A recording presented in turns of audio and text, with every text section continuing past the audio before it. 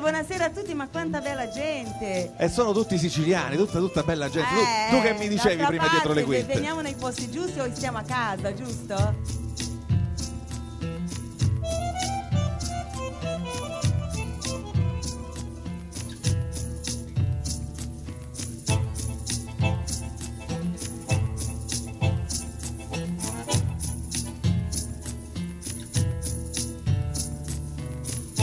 Per me mettere un abito da sposa è dura perché avevo scelto di non sposarmi mai nella vita, adesso forse.